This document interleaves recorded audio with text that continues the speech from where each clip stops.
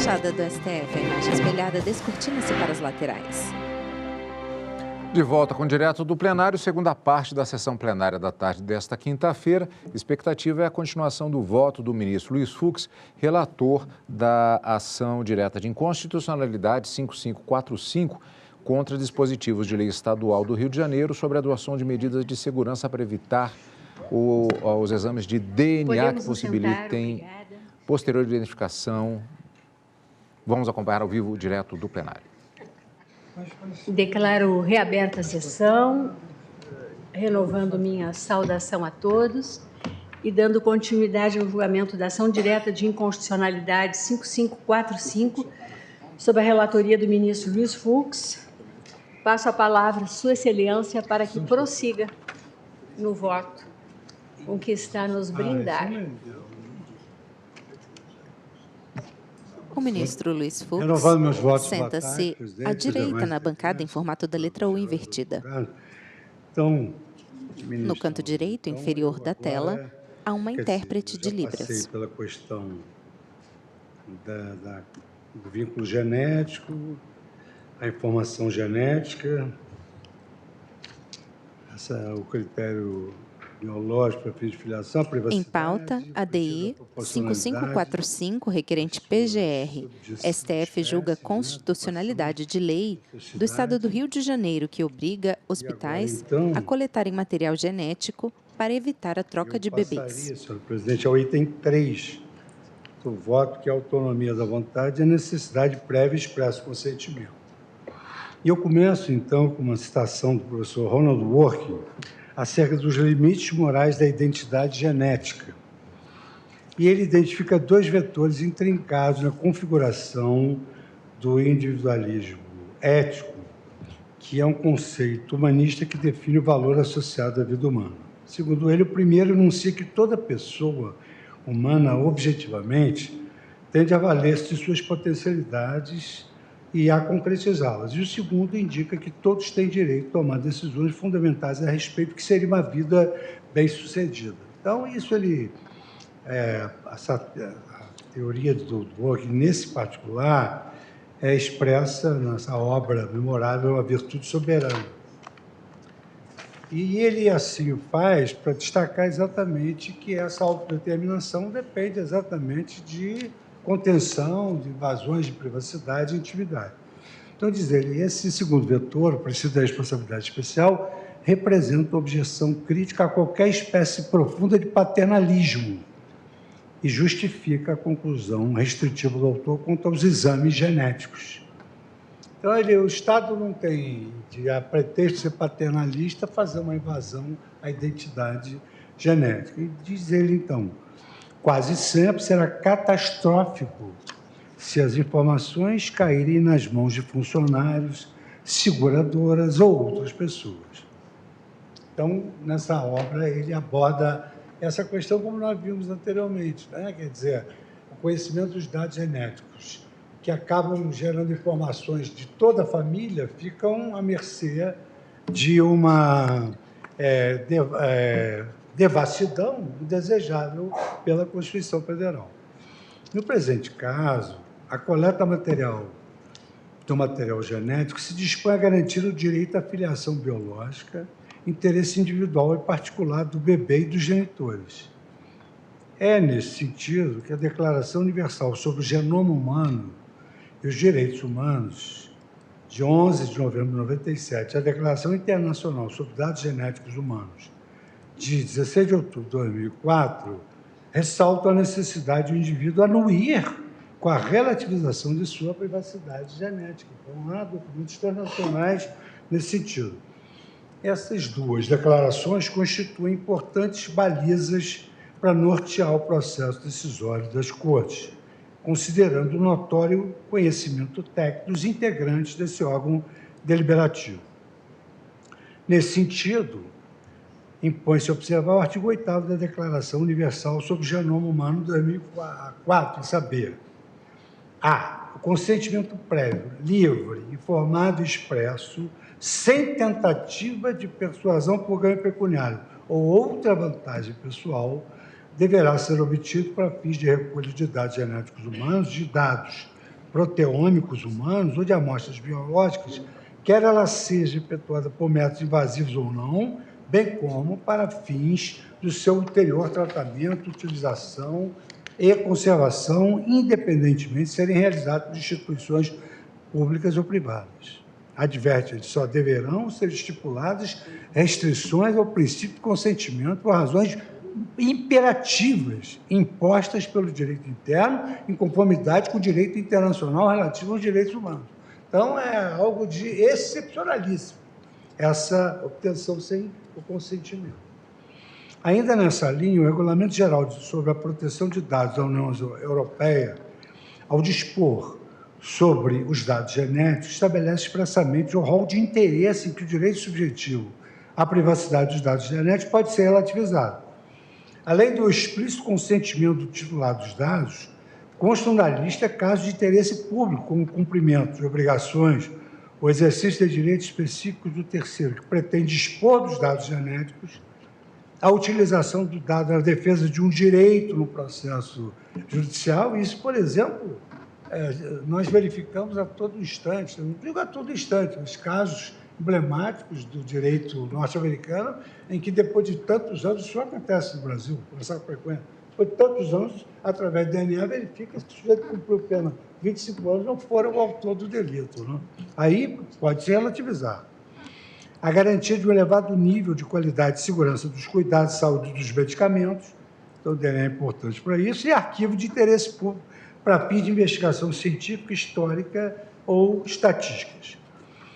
Para a discussão ora travada, é importante mencionar que, tratando-se de interesse estritamente particular, como é o direito à identidade genética, o Regulamento Internacional dispensa o consentimento explícito do titular dos dados genéticos apenas quando em prol de interesses vitais, seus ou de outrem, e a manifestação se mostrar absolutamente inviável.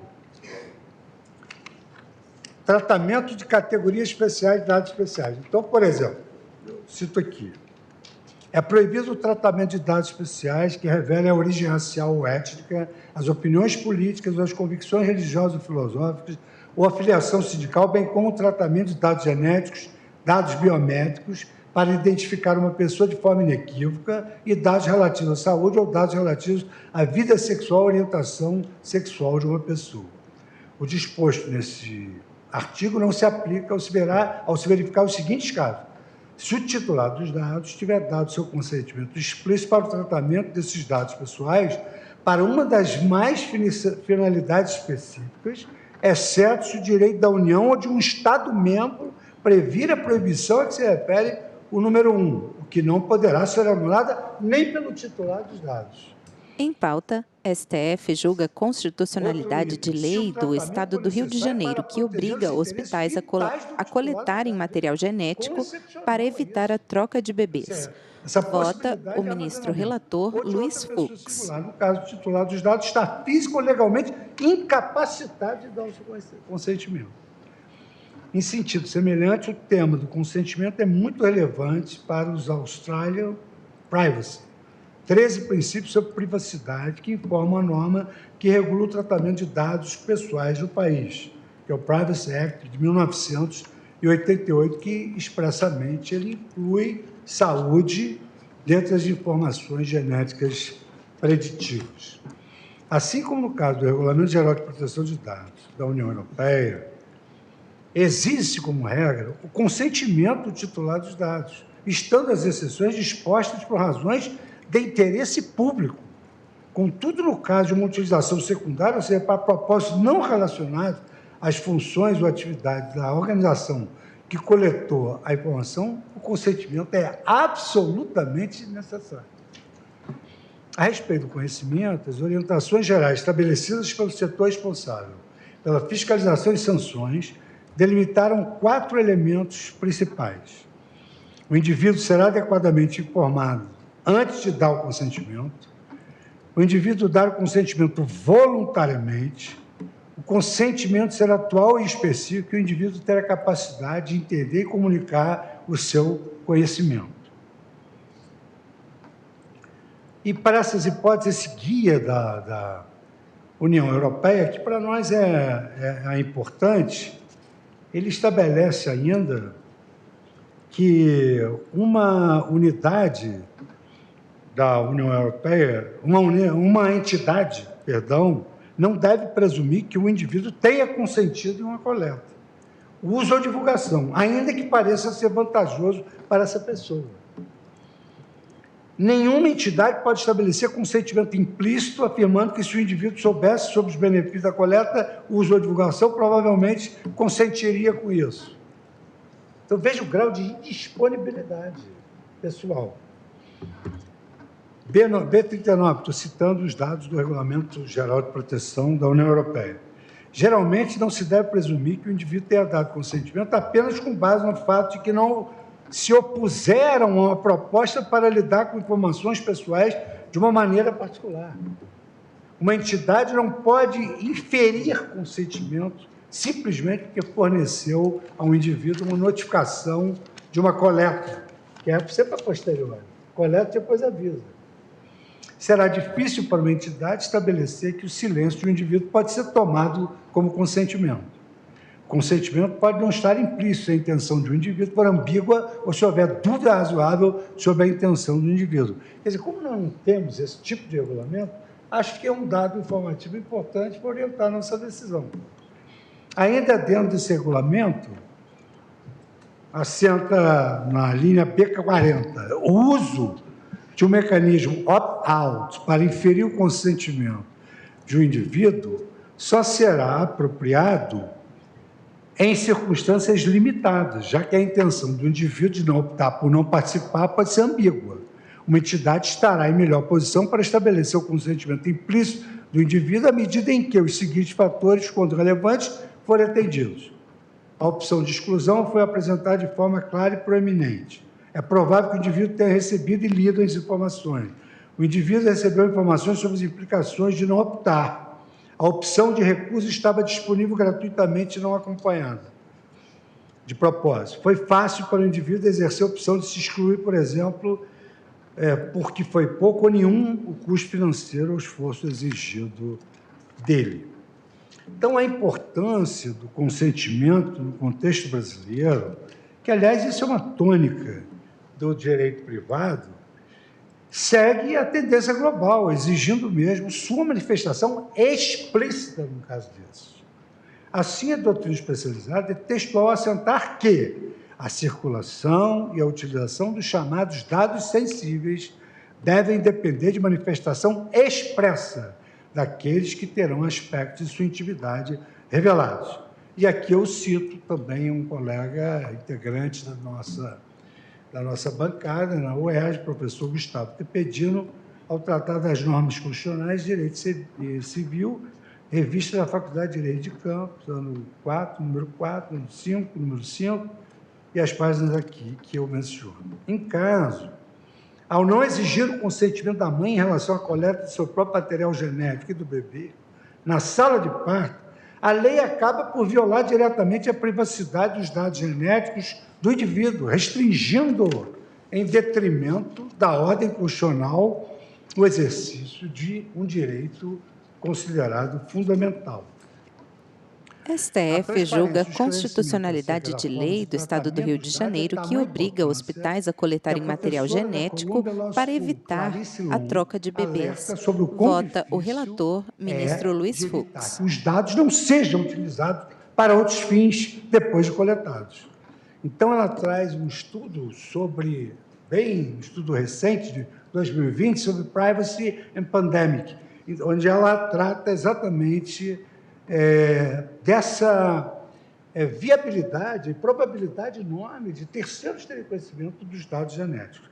Em caso, ainda que houvesse consentimento da parturiente, a privacidade estaria violada porque a lei fala que fica armazenado à disposição da justiça. Então, isso é algo muito aberto. Isso é algo que infirma o direito fundamental no seu núcleo essencial e coloca em vulnerável segurança os dados genéticos para fins outros que os alegadamente pretendidos pela norma, como aqui já demonstrei. Para além do inegável risco de vazamento, para outros agentes, públicos ou privados, a norma permite a utilização do material genético pela Justiça para quaisquer interesses, riscos que sequer poderia ser mensurável, dada a velocidade com que evoluiu a medicina genética. Constitui-se, portanto, severo risco à integridade digital dos indivíduos, o que, como observado, vai além da autodeterminação informacional no intuito de coibir a mercantilização dos dados pessoais. Porque, somada à discriminação genética, pode comprometer toda a existência, por exemplo, de alguém que sofra de doenças congênitas. Esta mercantilização dá-se através do chamado perfilamento, isto é, a construção de perfis através da mineração de dados, que é um termo atual, né? Há situações em que a utilização desses perfis como um único fundamento para a tomada de decisões pode levar à discriminação, através, por exemplo, de atribuição injusta de uma consequência negativa a determinado indivíduo apenas com base em suas características. E, aliás, é até de plasmar, o ilustre representante do Ministério Público falou em inteligência artificial. Nos Estados Unidos, em razão do percentual de 86% de aprovação de coincidência da realidade sentencial com a realidade fenomênica, eles admitem a aplicação de condenações criminais pela inteligência artificial depois de preenchido um algoritmo elaborado num determinado formulário. Contudo, isso aí está muito longe do Brasil. Contudo, além de provocar uma substancial assimetria de informação entre as entidades responsáveis pelo tratamento e os titulares de dados, esses perfis não levam em consideração condições de causa e efeito, mas apenas a probabilidade de se verificar determinado evento, caso o outro evento venha a ocorrer, de modo que, se os dados que serão analisados apresentarem qualquer viés discriminatório, os perfis apreenderão a mesma tendência. Ademais, se um dado é incorretamente coletado ou se houver qualquer falha no tratamento deste dado, tal qual um erro na codificação do algoritmo, o perfil que será aplicado ao titular será inadequado, podendo levar a uma injusta discriminação. E aqui eu trago também um estudo moderno, porque esse tema é muito novo, né? Definição de perfis e o risco de discriminação, a importância das legislações de proteção de dados para a tutela da pessoa natural, em Direito Civil e Tecnologia, Belo Horizonte, editora Fórum, do professor Marcos Erhard Júnior, da professora Jéssica Andrade Modesto, nesse estudo publicado pela editora Fórum. Portanto, ressalvado o nobre intuito de prevenir a ocorrência de situações nocivas ao bem-estar das famílias brasileiras, a presente lei, sob exame, em razão de sua desproporcionalidade e irrazonabilidade, fere também o preceito constitucional do devido processo legal substantivo, em claro desacordo com o artigo 5º, 44 da Constituição, 54, perdão, da Constituição Federal de 1988. Com base nesses fundamentos, agradecendo a tolerância com que a Corte me ouviu, eu conheço a presente ação direta de inconstitucionalidade e julgo procedente o pedido formulado para declarar inconstitucionalidade os artigos 1º, parte final, e artigo 2º, inciso 3º da Lei 3990, de 11 de outubro de 2002, do Estado do Rio de Janeiro, e, no momento oportuno, trago como tese o seguinte preceito: é inconstitucional a lei estadual que prevê o arquivamento de materiais genéticos de nascituros e parturientes em unidades de saúde com o fim de realizar exames de DNA comparativo em caso de dúvida. É como voto. Muitíssimo obrigada, ministro Dias Fux, que nos brindou por esse belo voto. E concluindo no sentido da procedência da ação direta de inconstitucionalidade. Ministra Rosa Weber, presidente do STF. Do preceito impugnado. STF julga a constitucionalidade de lei do Estado do Rio de Janeiro que obriga hospitais a coletarem material genético para evitar a troca de bebês. Presidente, eminente vice-decana, ministra Carmen Lúcia, eminente relator, a quem também cumprimento pelo brilhante voto trazido no julgamento dessa ação direta, eminentes pares que se fazem presentes, inclusive os que acompanham O ministro André Mendonça senta-se na ponta esquerda da mesa, em formato da letra U invertida. Minhas saudações. Ele tem pele clara, cabelos lisos, grisalhos, curtos, os óculos de armação metálica retangular leve, toga preta por cima do terno azul marinho, camisa branca e gravata azul clara. Conteúdo do meu voto, até porque não só diante da robustez do voto do eminente relator, mas porque antecipo, também acompanharei o entendimento de Sua Excelência.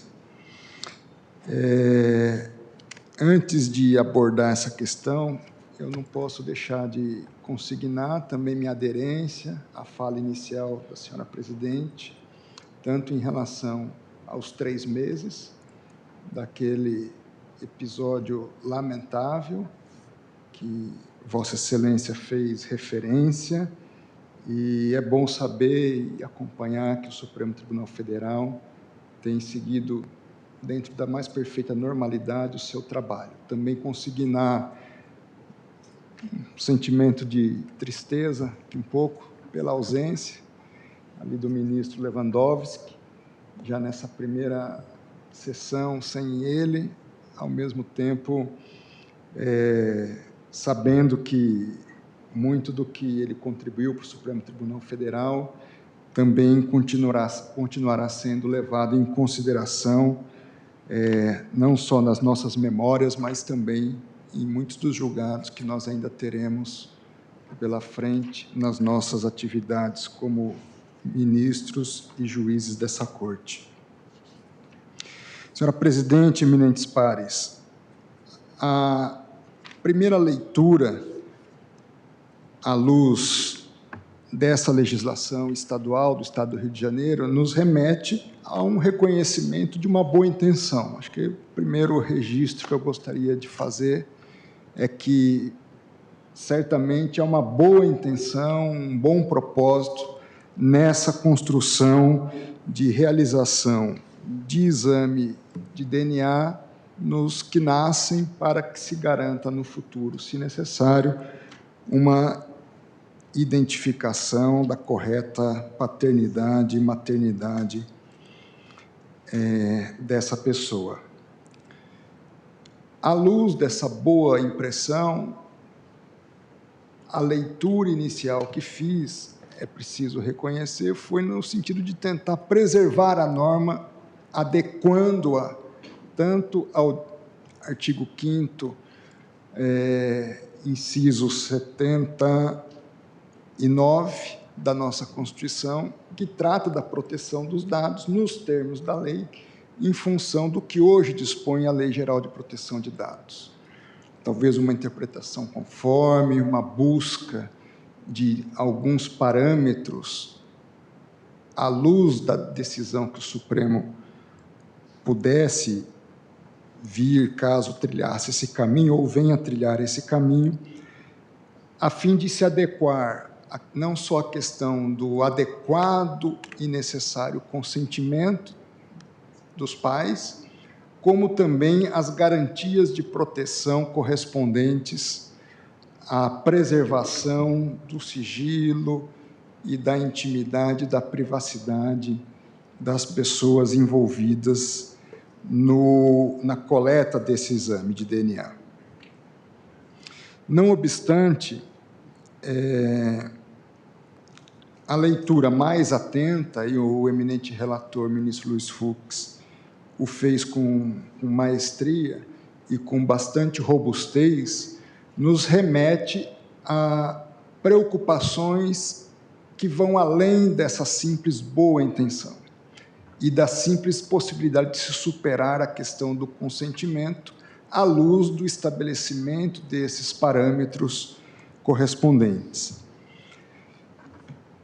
Por quê? Porque, como também bem apontou o ministro Luiz Fux, um projeto de lei federal que trataria da mesma matéria, ao se trazer o debate sobre a questão, se verificou, ouvindo-se especialistas e com os pareceres correspondentes, que a medida em si não seria a mais adequada, que seria necessário fazer-se independente disso e com mais segurança, um exame de DNA atual, que correspondesse a uma segurança maior em função de uma eventual necessidade para se identificar com certeza, não só no âmbito do adequado armazenamento do material genético, como também da segurança e identidade das pessoas que os estavam entregando.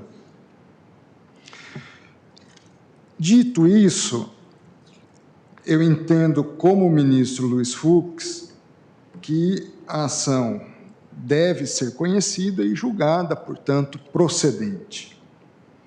Eu apenas, a título ilustrativo, gostaria de chamar a atenção de dispositivos da Declaração Internacional sobre Dados Genéticos, que todos eles apontam essa necessidade do consentimento prévio e uma possibilidade de recolhimento desse material em hipóteses não só excepcionais, mas, quiçá, excepcionalíssimas, onde não haja outra possibilidade e haja, em contrapartida, um interesse público relevante, manifesto, visando proteger a integridade não só física, mas também a privacidade e a intimidade das pessoas. Eu apenas, à luz dessas reflexões, anoto um caso que não é idêntico, mas, em alguma medida, nos faz observar a importância do consentimento prévio em um contexto fático similar ao que a lei procurou tratar. Em pauta, ADI 5545, requerente PGR, STF julga a constitucionalidade de lei do Estado do Rio de Janeiro, que obriga hospitais a coletarem material genético para evitar a troca de bebês. Vota o ministro Grécia, André Mendonça. No qual uma mãe, numa clínica privada, um hospital privado, teve o parto da sua criança e, na sequência do parto, enquanto a criança ainda estava no ambiente restrito à área médica, o hospital contratou um fotógrafo para que esse fotógrafo registrasse os primeiros momentos de vida daquela criança e o hospital, então, poderia oferecer e vender aquelas fotos aos pais. Os pais não só não aceitaram as fotos, como ingressaram com uma ação correspondente contra o hospital. E o Tribunal Europeu de Direitos Humanos reconheceu que houve uma invasão injustificada e, ao mesmo tempo, sem consentimento, na intimidade da criança e do casal, dizendo que, naquele contexto, as fotografias tinham sido tomadas em ofensa ao núcleo mais íntimo da pessoa, ofendendo a sua própria dignidade e os direitos da sua personalidade. Era um fim privado, era uma simples foto de outro lado. Imagine colher o material genético sem o consentimento dos pais. E fazê-lo, ainda que por uma boa intenção, não diferente da intenção do hospital, aqui no caso que eu citei, ainda que por uma boa intenção, mas também sem o devido resguardo da intimidade, da personalidade da criança e da família. Então, Ministro André, se Vossa Excelência me permite, não. só uma observação. Além Ministro desse Fux. muito bem destacado por Vossa Excelência, esse consentimento não é qualquer consentimento. É um consentimento que tem de ser antecedido de toda essa explanação de que os dados genéticos podem ser transferidos a terceiros, que isso pode influir na vida futura Porque não é um consentimento de um contrato de compra e venda, de um contrato de locação, é um consentimento das repercussões futuras desse armazenamento. Então, Por uma vida. A disponibilidade da vontade aqui é muito mitigada. É mais ou menos caso em que os direitos são disponíveis. Até porque, ministro Luiz Fux, esses dados genéticos, se não bem armazenados, podem ser utilizados no futuro para pesquisas, para questões genéticas, dentre outras possibilidades que se abrem. Então, por isso que eu iniciei reforçando a boa intenção do legislador fluminense, o que precisa ser reconhecido, porém, as devidas cautelas não foram observadas, tanto na questão do consentimento, que é um consentimento qualificado, de fato, como na questão do devido armazenamento e, mais ainda, uma não utilidade em igual medida, igual proporção da intenção ou do ato de colheita desse material genético. Assim é como voto, senhora presidente, acompanhando, portanto, integralmente o eminente relator. Agradeço ao ministro André Mendonça. Acolho o voto do ministro Nunes Marques. Senhora presidente, ministra Rosa Weber, O ministra Carmen Lúcia, participa senhores por ministros, videoconferência. Tem pele senhor morena Procurador-Geral da clara, República, Augusto Landão de Aras, levemente grisalhos nas laterais. senhora secretária da Sessão, senhores advogados, senhores Terno preto, senadores, camisa clara, ainda boa tarde a gravata todos. Senhora presidente, eu marrom. também não vou Ao fundo vemos ler o meu a voto, imagem da fachada do porque STF sob forte o céu voto do azul eminente com relator, meu nuvens. sentir foi exauriente, aproveito para parabenizar Sua Excelência pela profundidade Em pauta, e DEI pertinência com que abordou 5545, requerente PGR. o tema. STF julga a constitucionalidade de Assim lei como do Estado nós do estamos Rio aí de com Janeiro, a que minha primeira obriga ideia também foi hospitais de a coletarem preservação da material norma. genético Talvez para não uma evitar a interpretação troca de conforme, bebês. é uma norma antiga, essa estrutura que não está à disposição da grande maioria dos brasileiros e é muito cara para aqueles poucos que podem pagar. Então, de certa forma, lamentando, né, e já consignando também que a medida do Estado do Rio é de alto interesse público, de caráter humanitário. Então, a ideia era de preservar da não interpretação, conforme buscando esse consentimento. Mas, como bem colocou o relator, isso vai bem além de um simples consentimento, até porque, quando se dá o consentimento, há a necessidade de saber qual a finalidade. E, naquele momento, seria impossível para os pais de uma criança, até em razão da própria evolução da medicina genética, saber qual o uso que esse material teria destino no futuro. Então, para não repisar tudo que já foi dito e debatido, eu acompanho o eminente relator, apenas fazendo uma pequena sugestão. Eu sei que não é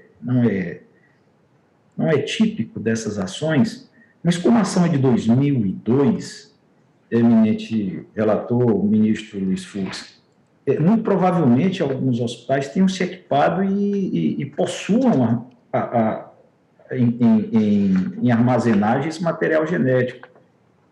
Acaso a tese se consagre vencedora, seria de bom alvitre se determinar o descarte desse material. Apenas a título de sugestão. É assim que voto, senhor presidente. Agradeço ao ministro Nunes Marques, que também, como o ministro André Mendonça, acompanhou o voto do eminente relator. E, se não houver oposição dos colegas, a pedido do ministro Dias Toffoli, colho o voto de Sua Excelência. Estão nenhuma oposição? Está com a palavra o ministro Dias Toffoli. Uma boa tarde a Vossa Excelência.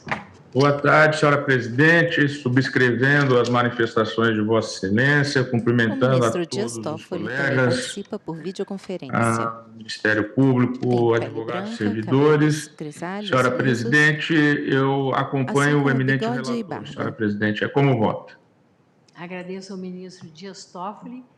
E agora, então, como temos, consulto o ministro Alexandre de Moraes. Se o tempo é suficiente para que profira seu voto?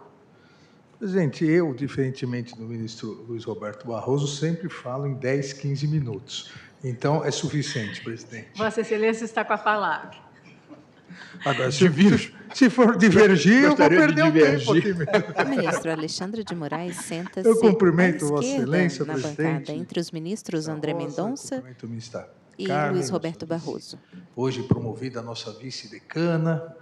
Ele tem pele clara, Cumprimento os completamente colegas, calvo, doutor usa Adas. toga preta Também, por cima do presidente, terno em cinza um escuro, minuto, quero camisa branca e dizer gravata que cinza. fazer uma homenagem ao eminente ministro Ricardo Lewandowski, que ontem nos deixou aqui no Supremo Tribunal Federal, mas nunca nos deixará na lembrança, na amizade e na presença.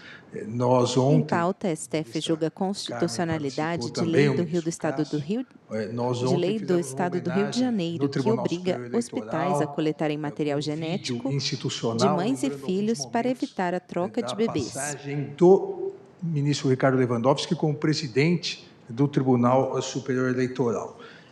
Foi uma grande honra para mim, um grande orgulho compartilhar 6 anos da bancada aqui no Supremo Tribunal Federal com o meu professor, o professor Ricardo Lewandowski, que foi meu professor em 1986, nas Arcadas, na Faculdade de Direito do Largo São Francisco, e além da competência, da lealdade e da amizade, o ministro Ricardo Lewandowski demonstrou que um magistrado precisa, antes de tudo, coragem.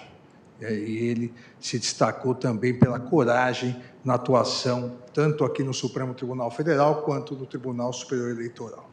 Presidente, também não vou me alongar aqui, como bem ressaltou o eminente ministro relator, a quem cumprimento pelo voto, detalhado voto, aqui a discussão realmente é sobre a ponderação, a proporcionalidade entre a norma fluminense e a privacidade, a intimidade. O ministro André falava aqui de boas intenções. Minha avó dizia que de boas intenções o inferno está cheio.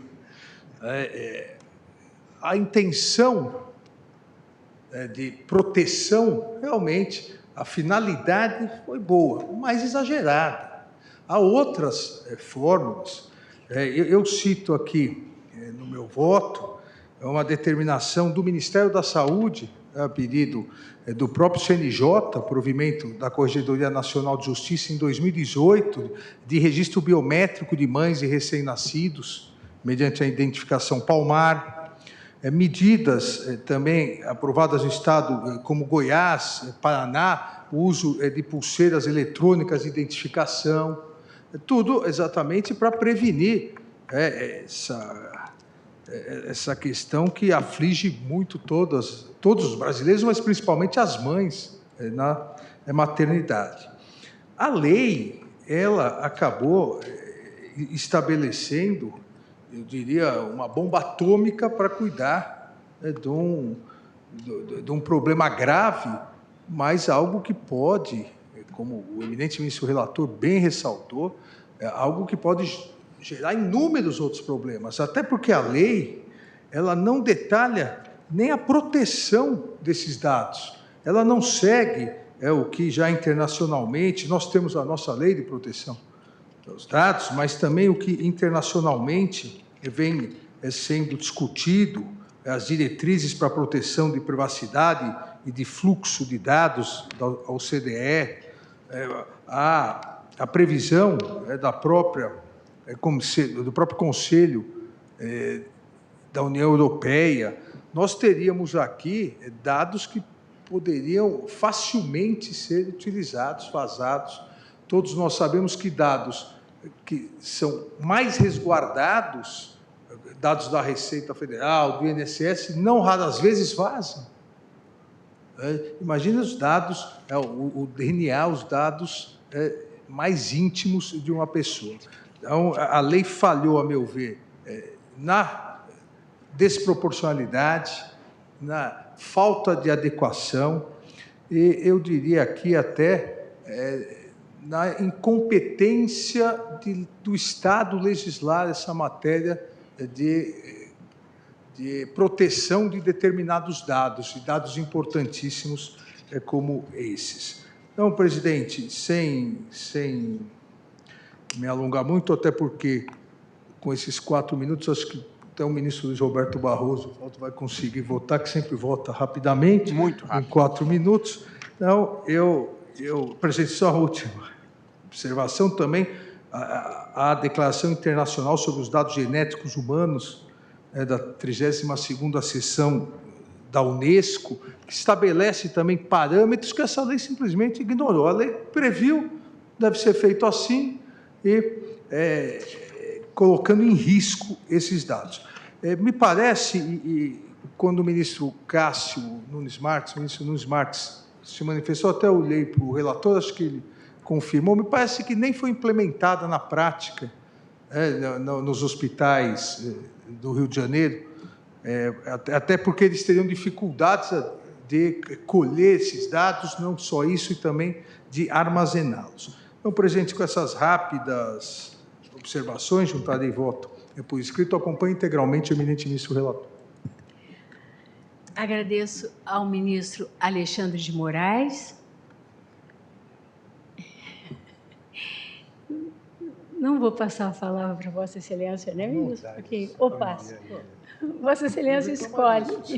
O meu voto é de 3 minutos, é menor do que o do ministro Alexandre de Moraes. Presidente, eu não tenho nenhuma dificuldade em ouvir o ministro Luiz Roberto Barroso, mas eu preciso mais do que tempo, 2 minutos.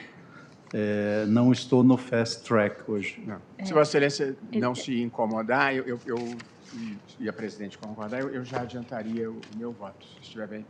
Se Vossa Excelência for usar 2 minutos, Vossa Excelência está com a palavra. 3.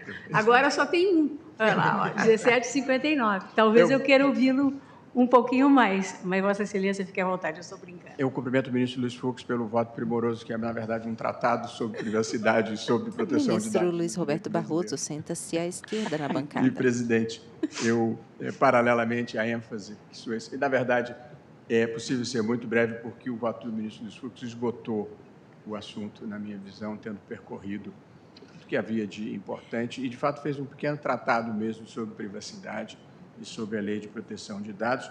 E, paralelamente à ênfase que Sua Excelência colocou na questão da privacidade, eu apenas destacaria que, progressivamente, a proteção de dados foi se destacando um pouco da privacidade e se tornando um direito fundamental autônomo, que, inclusive, mereceu, já agora, um dispositivo específico no elenco de direitos individuais que está no artigo 77, é o inciso 79, incluído pela emenda constitucional número 115. No mais, presidente, eu concordo plenamente com a conclusão do ministro Luiz Fux no tocante à ausência de proporcionalidade e, tanto por inadequação, a literatura médica recomenda que, em caso de dúvida, o material genético seja coletado no momento da realização do teste e não dessa forma preconizada na lei, até porque a coleta de amostras na maternidade, nela pode ocorrer trocas.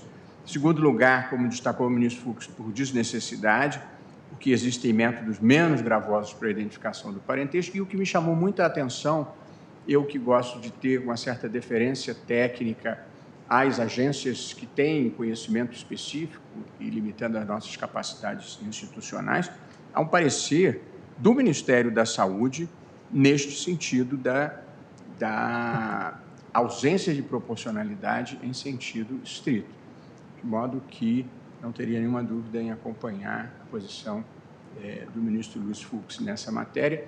Como observou o ministro Alexandre de Moraes, a boa intenção da lei é evidente e poucas coisas são mais trágicas na vida de uma família e de uma pessoa do que uma troca na maternidade. Nós conhecemos casos dramáticos, casos trágicos, porém, penso que essa fórmula, e ainda mais com a onerosidade que traz para os entes públicos, não é compatível com a Constituição, pelo que eu estou acompanhando inteiramente o ministro Luiz Fux, na procedência do pedido, exatamente quanto aos dispositivos que Sua Excelência invalidou.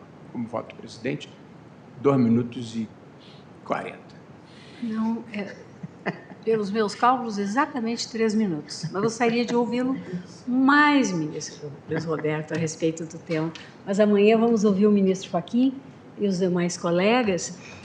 E eu já vou E sem prejuízo, perdão, presidente, sim, de amanhã... após ouvir o ministro Fachin, fazer qualquer nova reflexão que as oportunas manifestações de Sua Excelência sempre inspiram, de modo que eu me reservo o direito de voltar a me pronunciar, não, de permanecer falando. Uma impetração ao vivo de um habeas corpus preventivo. Preventivo. Tá certo. Eu já aproveito para informar, né, porque sei que há advogados presentes, e sempre é uma expectativa, e nós sempre fazemos, adiamos os processos não enfrentados para o dia seguinte.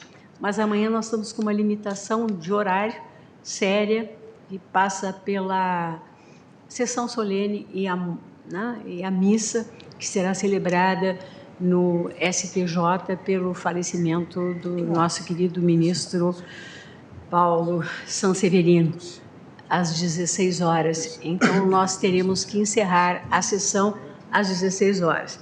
Então, para evitar que todos se desloquem e que, eventualmente, haja um novo adiamento, vamos reservar a primeira parte, o que seria a primeira parte de amanhã, para o término desse julgamento e, se for o caso, adiantarmos, se for possível, aquela proclamação. Nós teríamos previstas, né, algumas proclamações de resultado. São processos que foram julgados no plenário virtual e que, infelizmente, não houve condições de proclamação de resultado e estão aguardando já há alguns meses. Então, eu aviso aos senhores e às senhoras advogadas que os processos que estavam designados para hoje serão inseridos em data próxima, naturalmente todos terão ciência. Eu agradeço a presença de todos, desejo uma excelente noite e declaro encerrada a sessão.